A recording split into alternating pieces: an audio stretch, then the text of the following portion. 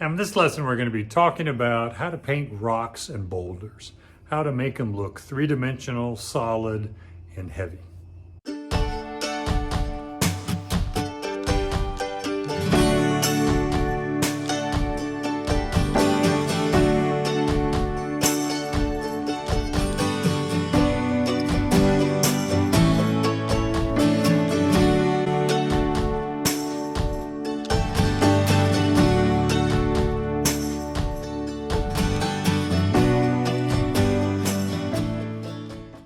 When we're painting rocks and boulders or rocky cliffs, we want more than anything to make those rocks look solid and heavy. Make them look like, again, boulders and rocks. It's too easy to get them looking lighter, like they're a pile of mashed potatoes, not as solid.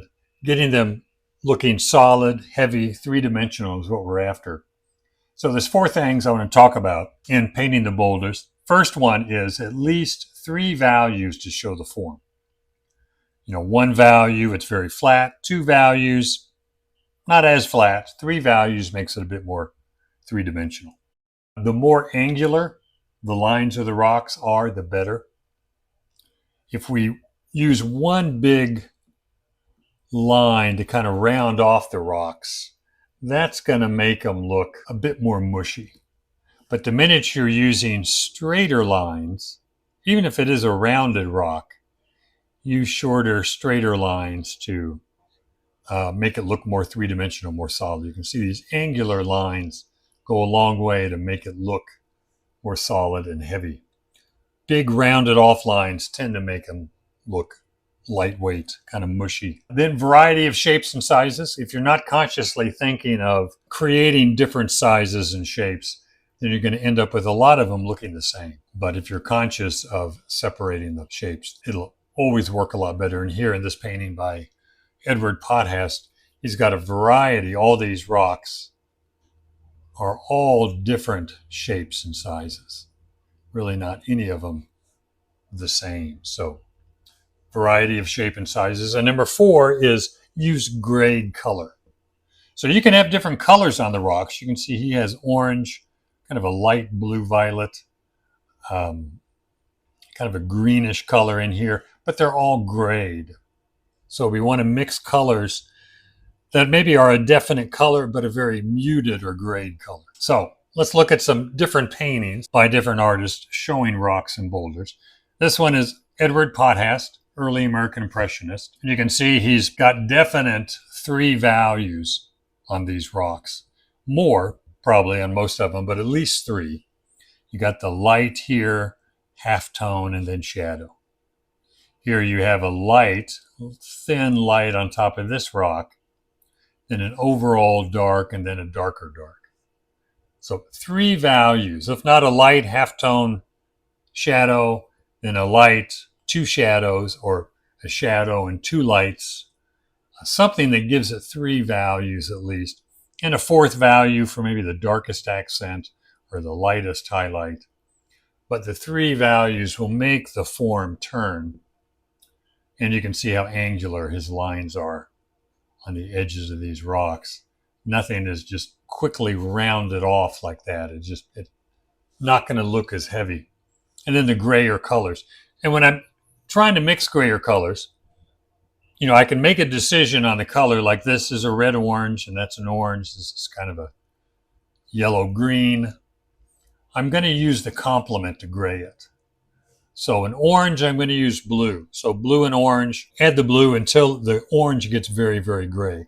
Or mix the blue and orange, get a gray, get it the right value, and then add more orange in the sunlight to make it warmer.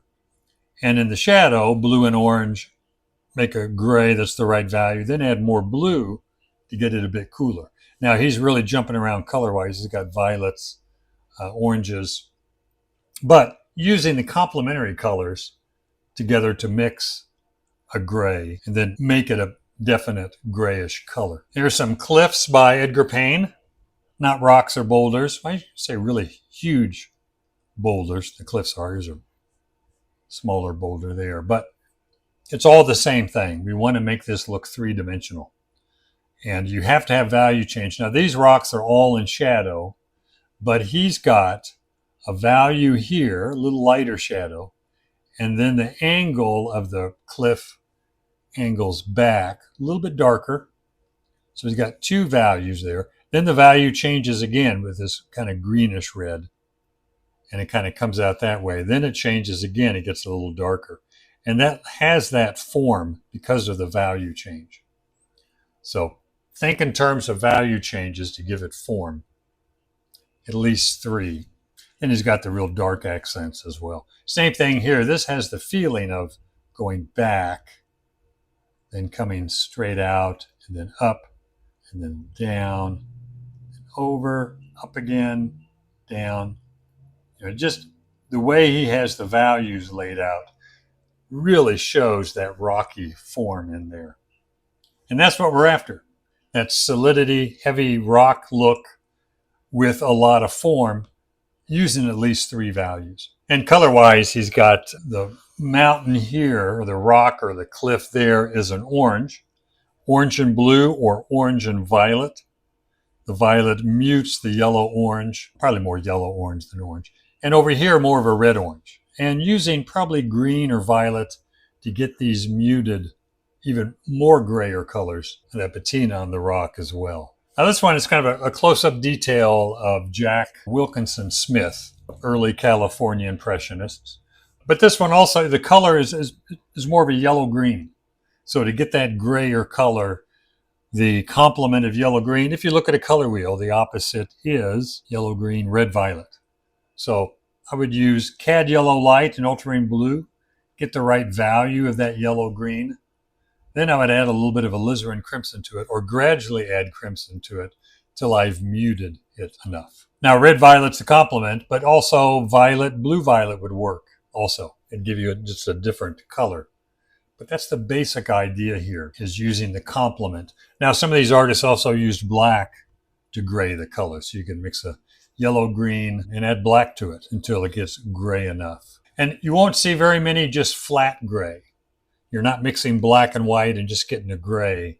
You're using complements to make the color grayer, and that's a big difference. But you can see also that we laid like a ribbon across these because of his value changes. This has nice, kind of small. But that form changes real nicely because he's using the main two values, the light and the dark. But then within the dark, there's some darker accents. And within the light, there's some lighter lights. So it's got about four values there in those. And varying the shape, make it interesting. Everything the same shape and or same shape and same size. You really have to create a good composition with different shapes and sizes. And this is Edward Compton. We're looking at the top of a mountain here, very rocky. Not a lot of color variation, more value changes, more of a, burnt sienna, a little bit of Venetian red maybe, and blue. So he's got the two main values of the darker muted red, earth red, and the lighter, slightly warmer. And more angular, you can see the angular shapes here. Angular lines instead of just making everything rounded. Even if it looks somewhat rounded, it's still a bit more angular. And that's what we want to shoot for. Now there's a lot more detail in it, which means more value changes in the light here, and subtle color changes in the kind of warm, very light burnt sienna, some violets and yellows and oranges within that earth red look of the rock. So another Edgar Payne, rocks in the ocean here. A lot going on in these rocks. But if we simplify it, he still has a value that goes up and one that goes across, then up. And then it just follows the form because of those value changes. This has a real nice half-rounded feeling to it because of the value changes in there. And the brush work as well makes it look more rounded. And again, even though these are rounded rocks, he's still using more angular brush strokes. Even on this rounded form, it's more angular. So careful of those big rounded brush strokes on the edge of rocks that just won't read as well. A lot of color variation. Probably picking out a main color of, gosh, I don't know, orange and blue, and then adding a lot of colors in there. You just dumping the palette on these rocks. But it looks like paint. It doesn't look like a photograph, which is what I like about the color variation here. And also the texture, a lot of dry brush, wet paint on top of dry to give that textury look to it, because the rocks do have more texture to them than maybe, the water does. It's another Jack Wilkinson Smith, similar to the other one, a lot of color. The water flows over the rocks and then it gets wet. So there's a lot of violet on the orange rocks. But again, a lot of color variation, but the values stay the same.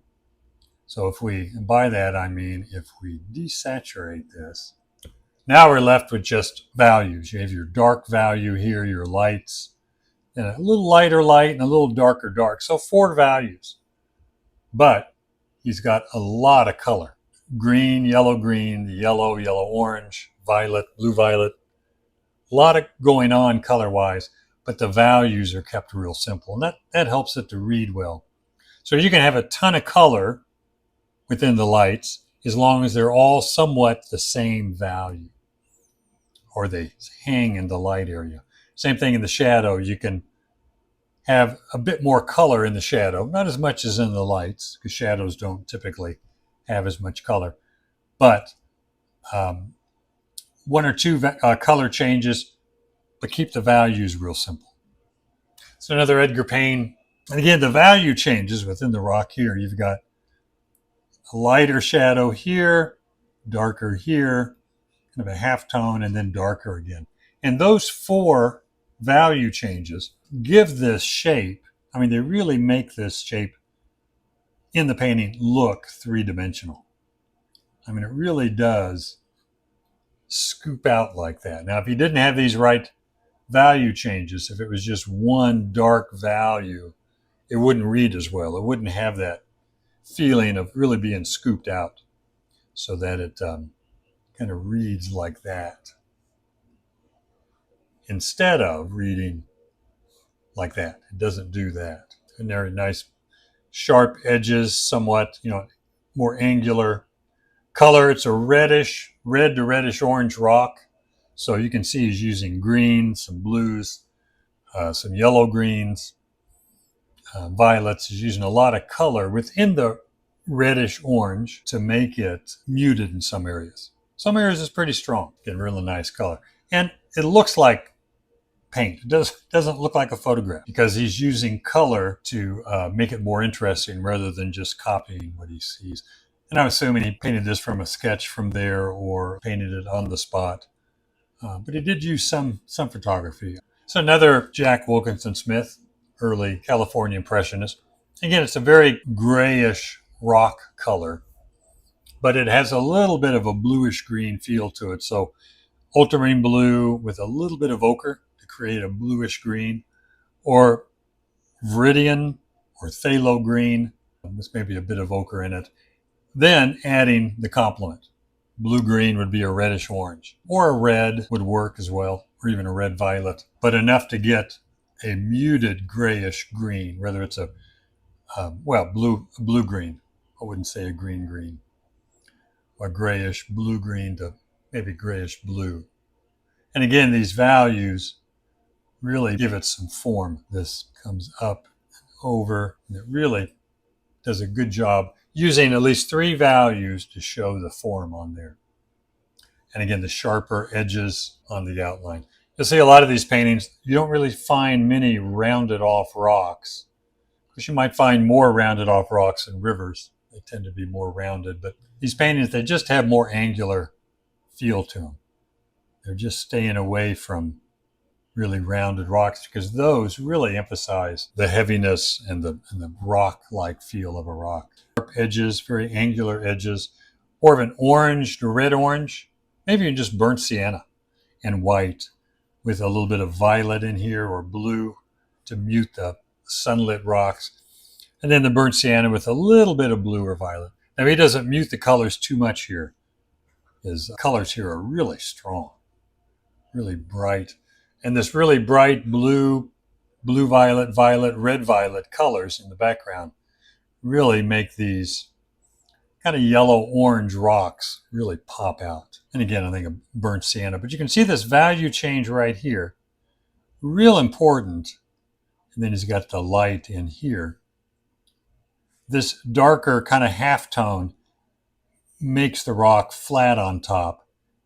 Then it can be more like that, kind of come out. So it does make that turn, that cooler violet and burnt sienna or orange really flattens the top of that rock and makes it different from the front of the rock. So it's going to look three-dimensional. It's going to look like a box on top. And nice value variations in here. Really strong color, not naturalistic color at all. Really pushed.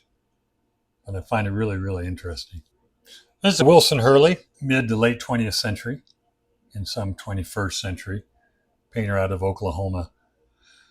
And here are the rocks, the cliff, very white.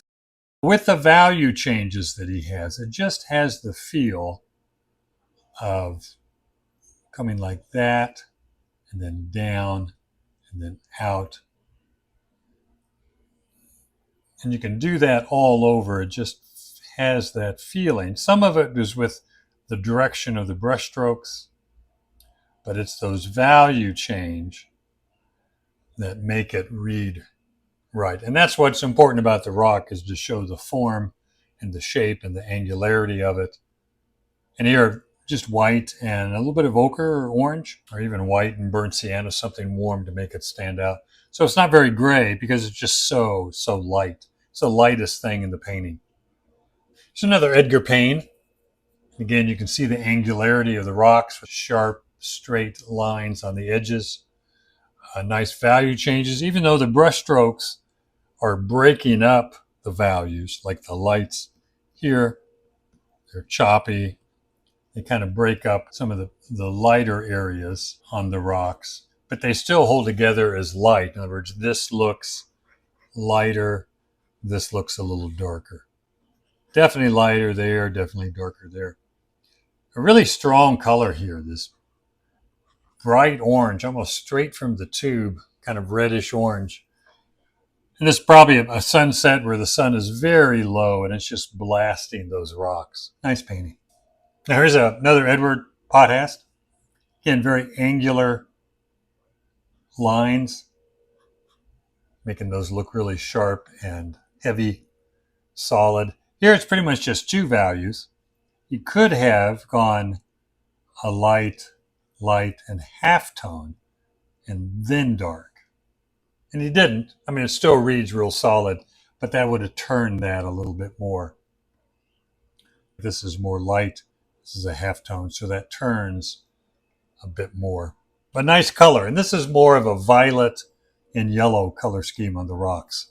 Violet and yellow complementary colors to create the gray. So kind of a gray warm violet, and here's a cooler gray violet.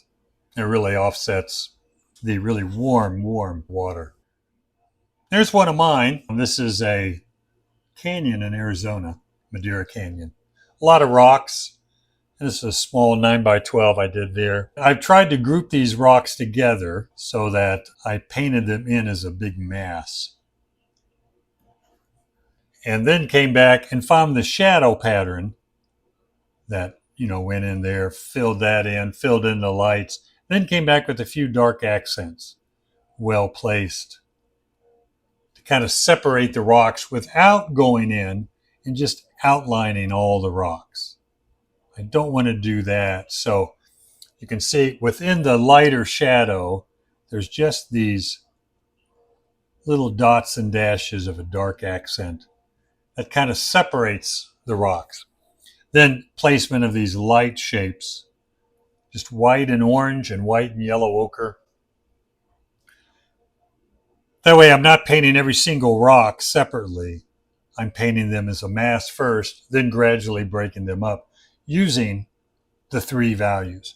Also using a lot of reflected light. The light's hitting these rocks over here and it's bouncing into the shadow there and there. And that reflected light also shows a little turning so that this turns pretty well here. Same thing here. This comes down and then out and then down, out, down, out, down. And that's what I want that to do. I want that to have that shape there. And if I can keep them more angular, they're going to look heavier. And then color-wise, they're a white rock, so a warm white, white and ochre or orange in the light area, and a muted blue, blue-violet to violet in the shadows. Again, using 2 to 3 values in the shadow and maybe 1 or 2 in the light. So not a lot of values, but enough to show some form on there. Now this is the Grand Canyon, and here are the cliffs using the sunlight, the direction of the sunlight here, so that this looks this way and then goes down and then comes out again. I want to get that feeling of the shape and using at least 3 values first. And with 3 values, you should be able to get the form, because rocks, in order to look solid and three-dimensional, have to have the 3 values. Also going this way, I want that to come out, then down, and then down again. It has to have enough value change to show that form. But I'm using an orange to yellow orange for the color, almost to yellow, and then a complement of violet. So the violet and orange or violet and yellow orange. Then in the shadow, I'm using violet, dioxazine purple, and I'm using an orange or yellow orange, probably just orange, to mute the violet. And that gives me the grayish color, but they're definitely yellow-orange rocks. And value-wise, I got the light, I got a simple dark, a little bit darker dark there, and then kind of a half-tone in here, some half-tone areas that just is half-tone on top because the light's coming in pretty low. Half-tone on top here and on top here. The lights are here in shadow shape there. So keeping it very, very simple shape-wise and simple value-wise, and some sharper edges. Here's a painting, at least had some rocks in it. So it's kind of a detail of the painting. And here, this is a pretty gray rock. I think I used blue and orange and started with this kind of middle value right here, and then the shadow. This has white and orange with a little blue.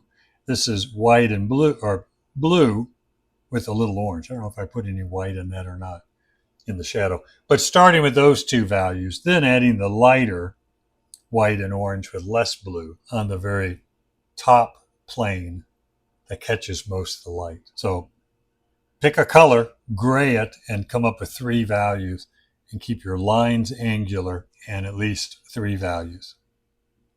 And variety of shapes and sizes. Here's a creek scene. I'm kind of struggling to find some paintings with rocks. This, even though this is a rounded rock here, still trying to, I think, keep it a bit more angular. Maybe not as much as I should. But using 3 values here in these rocks to show the form. Lighter, the halftone, light, halftone, shadow, shadow there. So again, the 3 values. And this is a great orange, really light in the light area. I really kind of had a lot of white to that to get them lighter, so the shadows aren't quite as dark. And seeing this more as a group, grouping them together first, finding the shadow pattern, the light, the halftone, then some dark accents to separate some of the rocks. This one too, these big cliffs in southern Utah. This is my main value in color in the shadow and my main value in color in the light. Then I can find another dark, some darker accents, and a little bit of a halftone, like in here and there. Those are the halftones, are the areas that don't quite face the light, so they're not quite as light as the light area. But they aren't in shadow either. Like this is the halftone, this is the light. They're both catching sunlight, but the halftones doesn't catch as much as the light. And they both catch more light than the shadow. The only light the shadow might catch is ambient light or reflected light that's bouncing in, like this is reflected light here.